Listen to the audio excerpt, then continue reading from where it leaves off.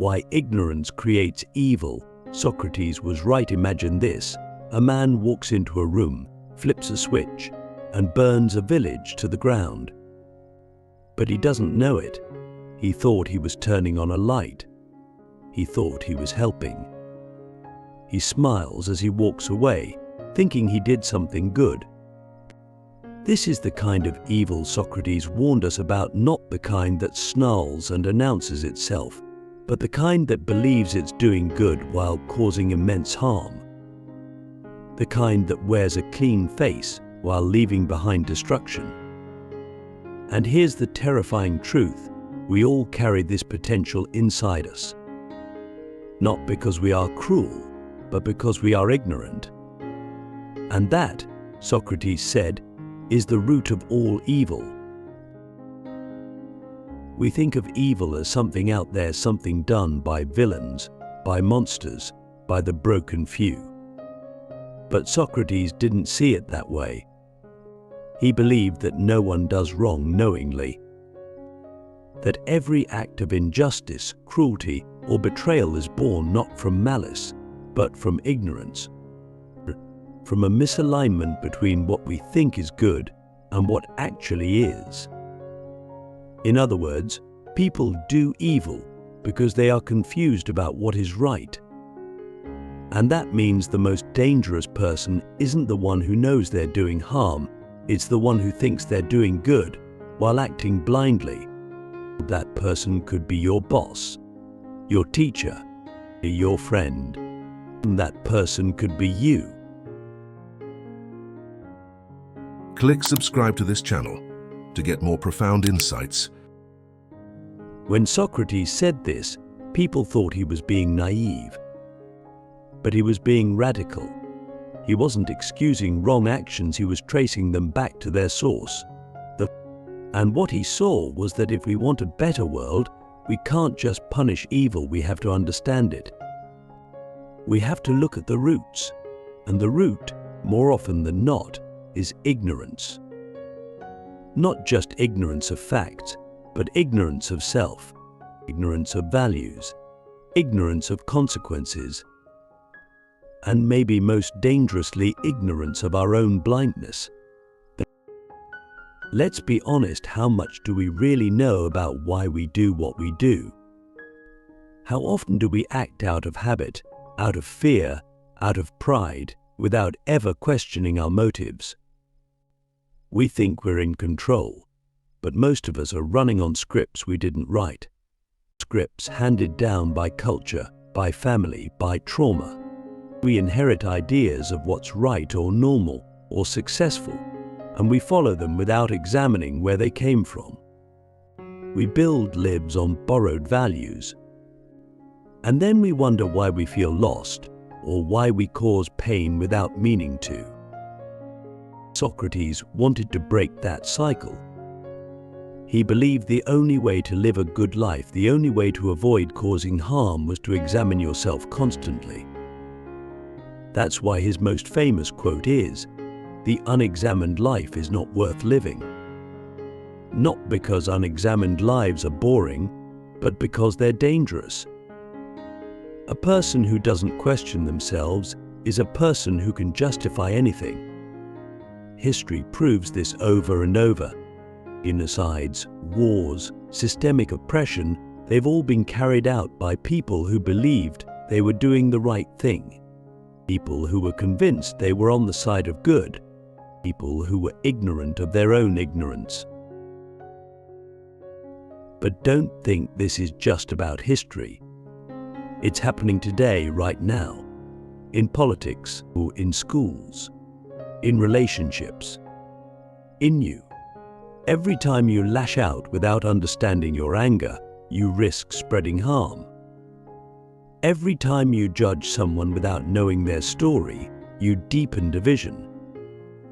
Every time you repeat a belief without questioning it, you hand your moral compass to someone else. That's how evil grows, not with fire and fury, but with quiet, compounding ignorance. So what do we do? How do we escape this trap? The answer is both simple and brutal. we have to know ourselves. We have to examine our beliefs, our fears, our desires. We have to ask, again and again, why do I think this? Who taught me this? Is it true? We have to become relentless students of our own minds. Because the more we understand ourselves, the less likely we are to project our shadows onto others. The more honest we are about our flaws, the less we'll need to hide them behind righteousness. The more aware we become of our ignorance, the less harm we'll do even by accident. But this path is not easy. It's painful to admit you were wrong. It's humbling to realize you've hurt people you love. It's terrifying to confront the fact that your moral compass might be off. And yet, this is exactly what Socrates demanded. He believed that philosophy wasn't about having answers, it was about confronting your own ignorance every single day. Not to shame yourself, but to free yourself. Because once you see your own blindness, you can begin to see clearly. But you can begin to choose rather than react. You can begin to live not just as a good person by accident, but as a just person by intention. So let me ask you something that might shake you. What if everything you believe about right and wrong is based on someone else's story? What if your sense of justice is inherited, not examined? What if the harm you fear in others is alive, quietly in you? These are not accusations, they're invitations. Invitations to grow, to think, to evolve. Because if Socrates was right, and I believe he was, then ignorance is not just a personal flaw. It's a social hazard. It's the silent engine behind most of the pain in the world. And the only way to stop it is not by condemning others, but by confronting ourselves. The invisible chains, how culture, ego, and education keep us blind. If ignorance is the root of evil, then the next question we must face is, where does this ignorance come from? Is it just a lack of information? A failure to read enough books, to watch the right documentaries, to follow the right thought leaders? No, it's deeper than that. The ignorance Socrates was warning us about isn't just mental, it's structural. It's embedded in our culture, reinforced by our egos, and often, ironically, cemented by our education. It's not that we don't know, we think we know. And that illusion of knowledge is far more dangerous than ignorance itself. Let's start with culture. From the moment we're born, we inherit a worldview. It comes to us in stories, in language, in expectations that we absorb before we even know we're absorbing them. We're told what success looks like, what failure means, who the good guys are, what kind of life is worth living. And we don't question these assumptions because everyone around us believes them too. Culture creates a collective illusion of certainty and unspoken agreement about what is true and what is false. But what if that agreement is built on lies? What if the values we think are universal are actually just local customs dressed up as truth? Consider how many cultures have normalized oppression of women, of minorities, of the poor while believing they were promoting order or virtue. Consider how entire societies have justified war, colonization, slavery, or censorship, all under the banner of progress or divine will. These weren't acts of evil by lone individuals, they were collective actions powered by shared beliefs. And that's the terrifying part. When culture codifies ignorance, it doesn't feel like ignorance anymore. It feels like morality. Now add ego to the mix. The ego isn't evil, but it hates being wrong. It wants to be right. It wants to be admired. It wants certainty. And so when we encounter ideas that threaten our identity, we don't examine them, we dismiss them. We double down. We defend what we know, even if we've never really questioned it. That's why some of the most educated people in the world can also be the most dogmatic. Because education, without self-awareness, just makes the ego stronger. It gives us better tools to rationalize our ignorance. Think about it. How often do we seek out information that challenges us? How often do we truly listen to someone we disagree with, not to win an argument, but to understand? Most of the time, we use knowledge like a weapon to defend our tribe, our beliefs, our pride. We don't want truth. We want confirmation. And that's the ego's trap. It confuses being right with being good. But Socrates knew the difference. He knew that the most dangerous kind of evil is the kind that's done with absolute confidence. Because when you're sure you're right, you stop looking. You stop asking. You stop learning. And then there's education. This might be the most paradoxical part. We assume education cures ignorance. But what kind of education are we talking about? In many systems, education is not about learning how to think, it's about memorizing what others have already thought. It's about absorbing information, passing tests, fitting into a system. Rarely are we taught to question the system itself. Rarely are we encouraged to doubt the teacher, to challenge the textbook, to confront our own biases. And so, we graduate not as free thinkers, but as well-trained believers. We've been taught what to think, not how to think. Socrates would have found this terrifying. For him, education wasn't about facts, it was about the soul. It was about the process of questioning everything, especially your own assumptions. He believed that wisdom begins with the recognition of your own ignorance. That's why he went around Athens asking people questions that made them uncomfortable. He wasn't trying to win debates, he was trying to wake people up, to shake them out of their intellectual sleepwalking. And for that, they executed him. We have to ask ourselves, are we still putting Socrates to death? Not literally, perhaps, but in other ways. Do we silence the people who question the system? Do we shame those who challenge our comfort zones? Do we exile the thinkers who don't conform?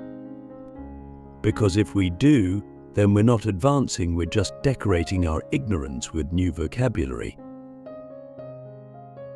So here's the challenge. Can we unlearn what we've been taught? Can we question the culture that shaped us without hating it?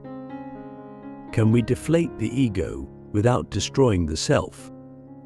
Can we rebuild education not as a conveyor belt of information, but as a furnace of transformation? This is not about rejecting everything. It's about examining everything. It's about learning to live with questions instead of clinging to answers. Socrates didn't claim to know much, but in that humility, he found a kind of wisdom most of us never touch. And that's the key. Not knowledge for the sake of pride, but knowledge in the service of truth, or of goodness, of freedom. So let me ask you, what beliefs do you hold that you've never questioned? What values were handed to you that you never chose? What part of your worldview is inherited, not earned? These are not easy questions, but they are the questions that free you from the invisible chains. Because once you see the walls of your mental prison, only then can you begin to break them. When good people cause harm, the ethics of unintentional evil, we like to believe that evil wears a mask that it's easy to spot, loud and monstrous. that it's something others do, not us. But the truth is rarely so tidy. The truth is this: most of the harm in the world is not caused by cruel people with bad intentions. It's caused by ordinary people who believe they're doing the right thing. People who are nice, polite, well-meaning. People who sleep well at night. People who are, by all appearances, good. Socrates didn't see evil as the domain of monsters, but he saw it as the result of ignorance, and ignorance so deep, so baked into our actions, that we can hurt others while thinking we're helping them. And perhaps the hardest pill to swallow is this: we've all done it. We've all been the villain in someone else's story without even knowing it. Think about the times you've judged someone, not because they were wrong, but because they were different. But the times you gave advice that wasn't asked for, thinking you were being helpful, when really you were imposing. The times you stayed silent when you should have spoken up, convincing yourself that you were keeping the peace, when really you were avoiding discomfort. These are not the acts of evil people. They're the acts of people who don't see the full picture, who act based on limited understanding, on partial truths, on unchecked assumptions. They're the acts of people like us. But here's the twist: the fact that we don't intend harm doesn't mean we're innocent. Good intentions are not a moral shield. If I step on your foot while trying to give you a hug, your foot still hurts. The pain is real, even if the action wasn't malicious. And that's where ethics becomes complicated. Because the question isn't just, did you mean well? The deeper question is, did you take responsibility for the impact of your actions, even when you didn't mean to cause harm?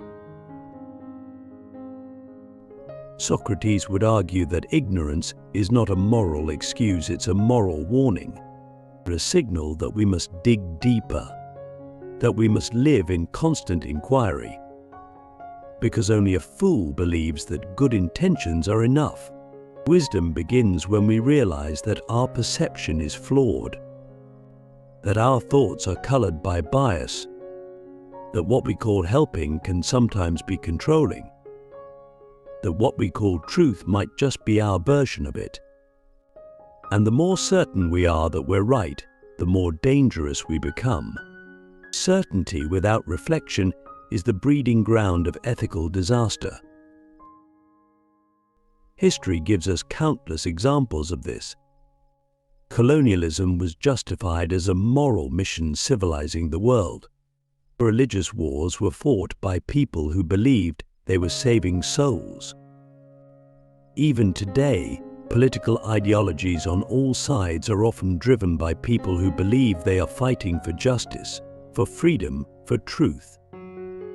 And yet, in the name of these ideals, we isolate, shame, and sometimes destroy those who don't agree with us. Not because we're evil, but because we're convinced we're good. That's the scariest kind of harm, the kind wrapped in virtue. So what do we do with this knowledge? How do we live ethically in a world where even our best efforts can cause damage? The first step is humility. Not performative humility, but the kind that settles deep in your bones. The kind that makes you say, I don't know everything. I might be wrong. I need to listen more. Real humility is not weakness, it's a form of ethical strength. It creates space for other perspectives. It opens the door to correction, to growth, to healing. The second step is responsibility, not just for what you meant, but for what you did. This means being willing to hear that you've hurt someone, even if you didn't intend to. It means not getting defensive when someone calls you out. It means asking, how did my actions affect you? Instead of jumping to justify yourself. Responsibility is not about guilt, it's about response. About being present enough, awake enough to respond to life with clarity and care. And finally, it means choosing awareness over autopilot. Every day, we're given chances to act ethically or lazily, to speak or stay silent, to ask questions or accept assumptions. And the more we practice awareness, the more we catch ourselves before we fall into harm. We notice the tone in our voice, the judgment in our thoughts, the pressure we put on others to follow our lead. And in those moments, we have a choice to continue blindly or to pause, reflect, and act with intention. Socrates believed that no one does wrong willingly. But that doesn't mean we're off the hook. What it means is that we must be willing to see where we're wrong, to look at ourselves with unflinching honesty, to confront the parts of us that are still asleep, and to do this not once, but constantly. Because the work of becoming good is never finished. It's not a destination, it's a discipline. A daily practice of thinking, questioning, listening, and learning. So I'll ask you now, when have you caused harm without realizing it? When have you been so sure you were helping, only to find you were hurting? When was the last time you examined your own goodness, not to confirm it, but to test it? These are not comfortable questions, but they are necessary ones. Because if we don't ask them, we risk becoming exactly what we fear, agents of harm disguised as heroes of virtue. And that is how ignorance creates evil, not with cruelty, but with confidence, not with hatred, but with certainty. And the only antidote is awareness, a relentless, courageous, uncomfortable awareness.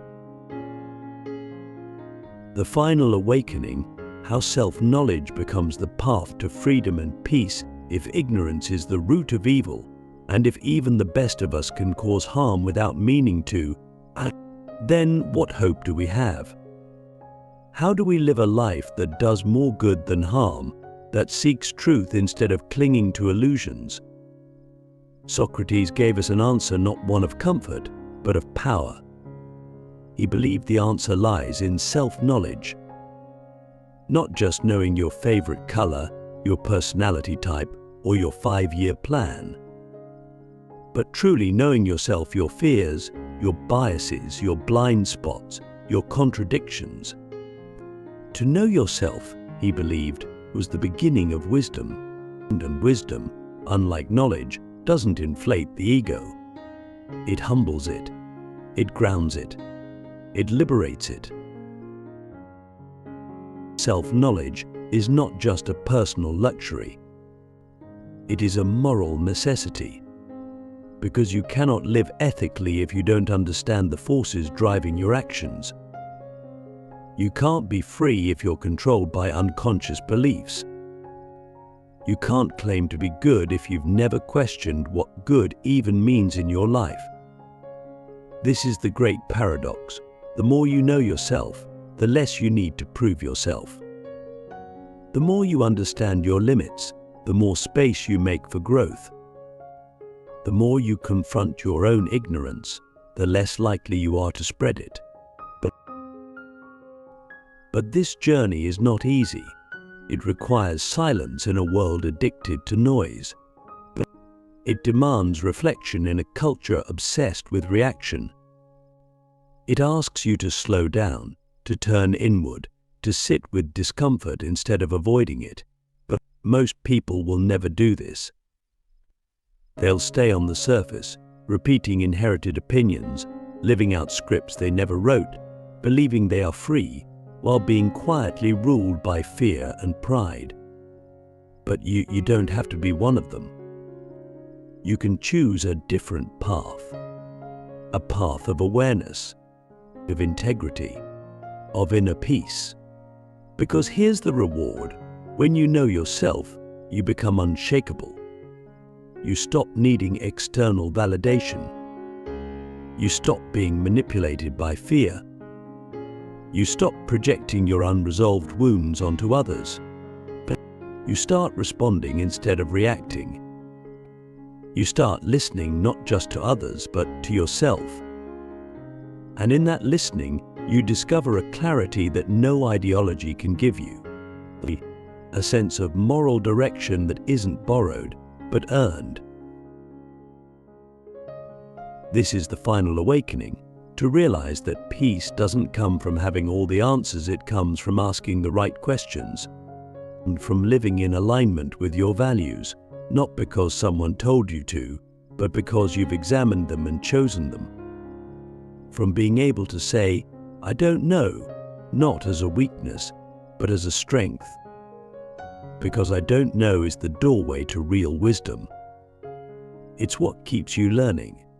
It's what keeps you human. And so the real fight, the fight Socrates devoted his life to, is not against others. It's not against bad people or evil systems. It's against our own unconsciousness, our own laziness, our own refusal to look in the mirror. Evil doesn't thrive because we're cruel. It thrives because we're asleep. And waking up, truly waking up, is an act of courage. So ask yourself now, honestly, what part of me have I never questioned? What truth am I afraid to face? What belief have I clung to simply because it made me feel safe? These questions might shake your foundation. But that's the point, because only what's false will fall apart. What's true will remain, and it will set you free. Socrates was right. Ignorance does create evil. But awareness, raw, honest, relentless awareness, creates peace. Not a peace of passivity, but a peace of power. The kind that only comes from knowing yourself deeply, living with integrity, and walking through the world with eyes wide open. And in a world full of noise, confusion, and illusion, that might be the most radical act of all.